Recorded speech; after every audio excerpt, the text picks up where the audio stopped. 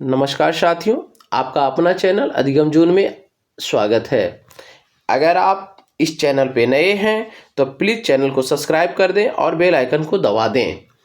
आज हम लोग 10वीं कक्षा के भौतिकी के अंतिम पाठ ऊर्जा का स्रोत से संबंधित वस्तुनिष्ठ प्रश्नों को देखेंगे। यह प्रश्न आगामी माध्यमिक परीक्षा के दृष्टिकोण से बहुत ही महत्वपूर्ण है। तो आइए हम लोग देर न करते हुए देखते हैं वस्तुनिष्ठ प्रश्नों को। तो आपके स्क्रीन पर पहला प्रश्न है, कार्य करने की क्षमता को कहते हैं। कार्य करने की क्षमता को ऊर्जा कहते हैं। इस प्रकार आपका ऑप्शन निकल के आता है ऑप्शन नंबर सी। निम्नलिखित में किस धातु से सोलर सेल बना होता है? तो निम्नलिखित में किस धातु से सोलर सेल बना होता है? तो सिलिकॉन धातु से सोलर सेल बना होता है। इस प्रकार आपका ऑप्शन निकल के आता है ऑप्शन नंबर डी।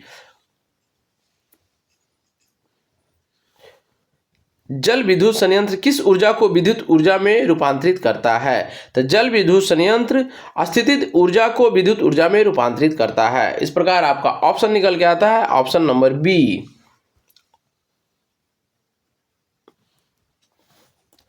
अनवीकरणीय ऊर्जा का स्रोत है। अनवीकरणीय ऊर्जा का स्रोत कोयला से प्राप्त ऊर्जा है। इस प्रकार आपका ऑप्शन निकल के आता है ऑप्शन नंबर सी।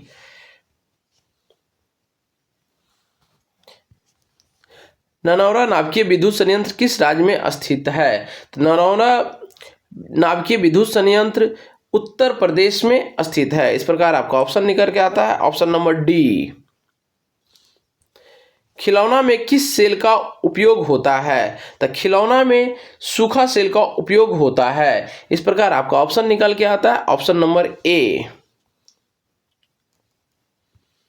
ऊर्जा का पारंपरिक स्रोत है। तो ऊर्जा का पारंपरिक स्रोत कोयला है। इस प्रकार आपका ऑप्शन निकल के आता है ऑप्शन नंबर ए। सौर कुकर में कौन सा दर्पण सर्वाधिक उपयुक्त होता है? तो सौर कुकर में सर्वाधिक अवतल दर्पण का उपयोग होता है। इस प्रकार आपका ऑप्शन निकल के आता है ऑप्शन नंबर बी।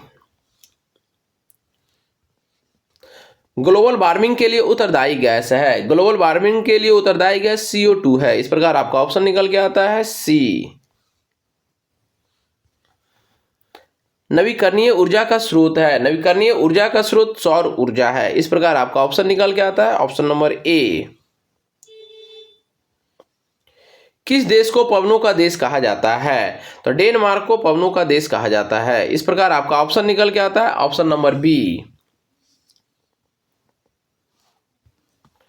जीवाश्म ईंधन की ऊर्जा का वास्तविक स्रोत है। तो जीवाश्म ईंधन की ऊर्जा का वास्तविक स्रोत सूर्य है। इस प्रकार आपका ऑप्शन निकल के आता है सी। बायोगैस का मुख्य घटक है। तो बायोगैस का मुख्य घटक नाइट्रोजन है। इस प्रकार आपका ऑप्शन निकल के आता है बी।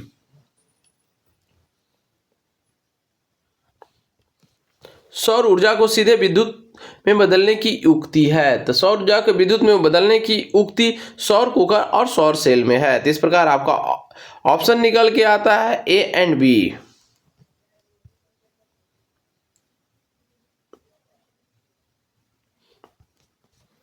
निम्न में से कौन सा ऊर्जा का नवीकरणीय स्रोत है? तो निम्न में से कौन सा ऊर्जा का नवीकरणीय स्रोत है? तो आपका जैव मात्र ऊर्जा का नवीकरणीय स्रोत है। इस प्रकार ऑप्शन निकल के आता है ए। पवन विद्युत जनयंत्र में पवन की चाल कम से कम होती है। तो पवन की चाल सबसे कम होती है 15 किलोमीटर पर आवर। इस प्रकार आपका ऑप्शन निकल के आता है ऑप्शन नंबर ए। नाभिकीय ऊर्जा प्राप्त करने हेतु आवश्यक है। तो नाभिकीय ऊर्जा प्राप्त करने हेतु यूरेनियम आवश्यक है। इस प्रकार आपका ऑप्शन निकल के आता है सी।